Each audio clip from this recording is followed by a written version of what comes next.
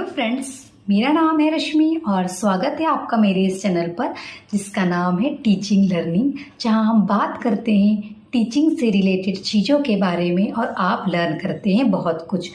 तो जैसा कि आप सभी जानते हैं कि मैं अपने इस चैनल पर स्पेशली बात करती हूँ इग्नू से होने वाला एक एनटीटी कोर्स 1 साल में जो होता है, जिसे हम ईसीसी कोर्स या डीईसी के नाम से जानते हैं, जो इग्नू में 2 बार एडमिशन्स होते हैं, जनवरी के सेशन में और जुलाई के सेशन में।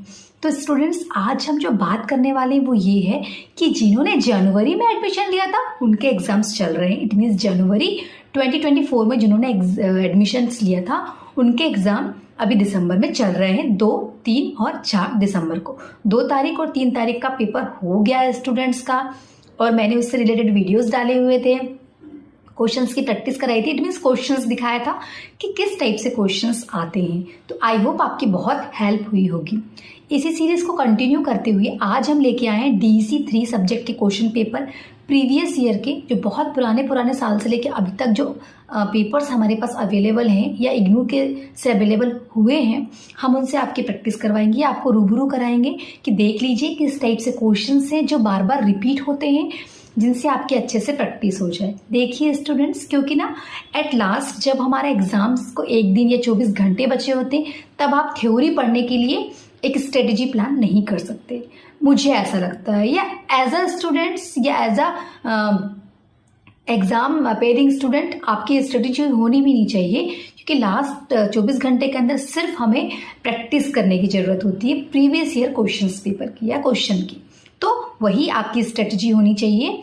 आप प्रैक्टिस करिए पेपर्स की, देख लीजिए कौन कौन से क्वेश्चन हैं जो बार बार रिपीट हो रहे हैं या रिपीट होते रहते हैं, या पेपर्स में किस टाइप के क्वेश्चंस आते हैं, और आप उनकी अच्छे से प्रैक्टिस करिए। सारे आंसर्स स्नैप्सेस बना के, it means point to point लिखिए, साइड हेडिंग डाल के अच्छे से नीट एंड क्लीन वे में।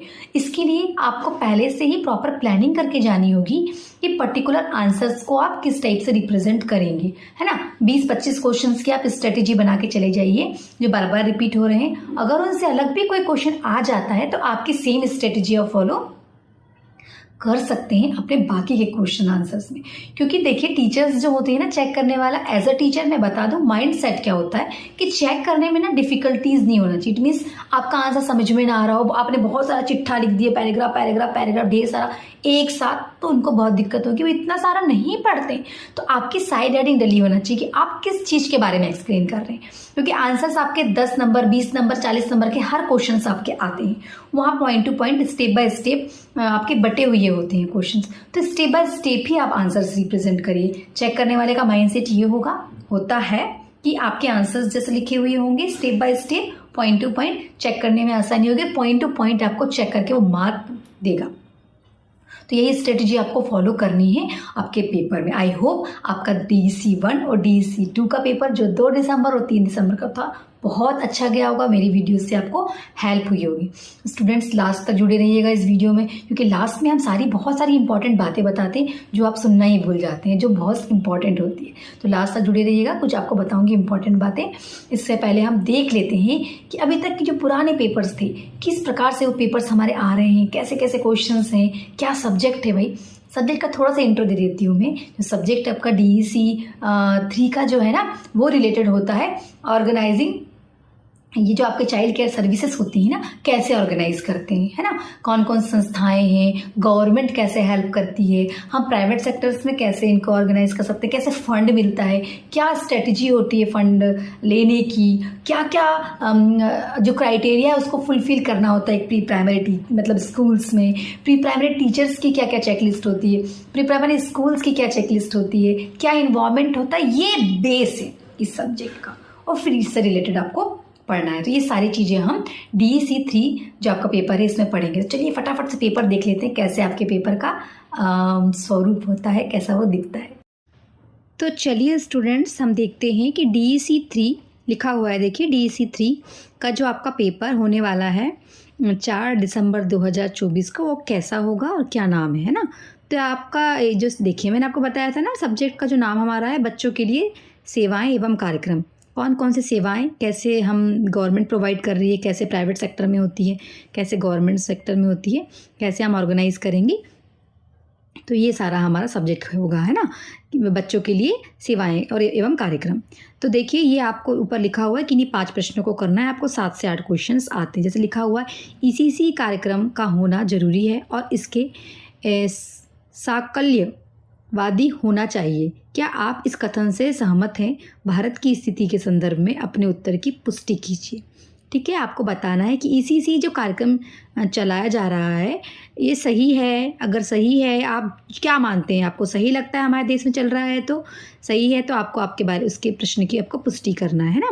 फिर इसके बाद है आपने विभिन्न शिक्षावादी समझते हैं ना, जो शिक्षा के क्षेत्र में अलग अलग अपने ओपिनियंस दिए होती हैं, शिक्षा के क्षेत्र में जिन्होंने कार्य किया हुआ है हमारे देश के शिक्षा के क्षेत्र को बढ़ाने के लिए। ठीक, ये मूलभूत विचारों को पढ़ा है कि नहीं 5 ऐसे विचारों का वर्णन कीजिए जो वर्तमान साला पूर्व शिक्षा में प्रासंगिक है। प्रत्येक विचार के संदर्भ में बताएं कि वह विचार किस शिक्षाविद का है। जैसे कि आपको बता दूं Maria Montessori, kindergarten, Mahatma Gandhi, फिर है आपका रविंद्रनाथ टैगोर। इनको ही शिक्षावादी हम बोलेंगे।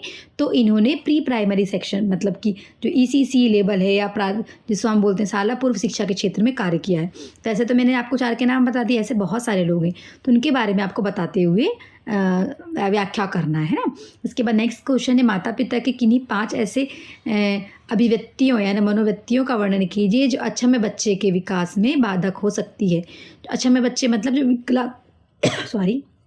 विकलांग बोलते हैं जिनको हम, हालांकि बोलना नहीं चाहिए, लेकिन दिव्यांग जो बच्चे होते हैं जो किसी तरीके से अक्षम होते हैं अपने कार्य को करने के लिए, तो उनके माँ बाप के विचार किस प्रकार से उनकी प्रगति में बाधक हो सकते हैं ये आपको बताना है ना। वे 5 तरीके क्रियाएं बताइए जिसके माध्यम से देखभालकर्ता प्रारंभिक बालावस्था शिक्षा दृष्टिदोष वाले 1 वर्षीय बच्चे को, 1 वर्ष का कोई बच्चा है जो आंखों से देख नहीं सकता है, को समय के साथ स्वतंत्रता आत्मनिर्भर रूप से चलने फिरने में मदद कर सकता है। तो आपको इसके बारे में बताना है 5 तरीके।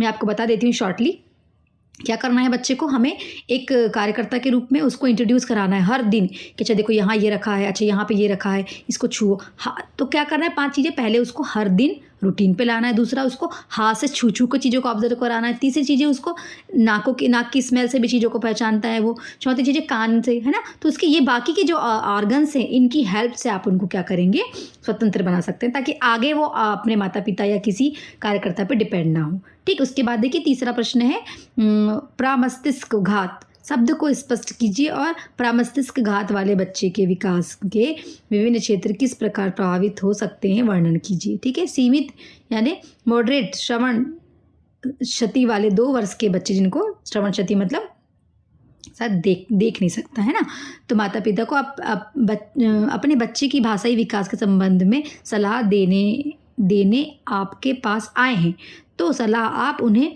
देंगे और सलाह देने के कारण का विस्तार से वर्णन कीजिए। अब कोई बच्चा है जिसको ना सुनने में दिक्कत है तो क्या सलाह देंगे आप उसको? ये सलाह देंगे हम कि उसके आपको भाषा की शक्ति को विकसित करना है तो आप लिख के दिखाइए, है ना। और दूसरी चीज़ आपकी लिप्स मूवमेंट को वो ऑब्जर्व करता है तो वो आप इसको सिखाइए, है ना।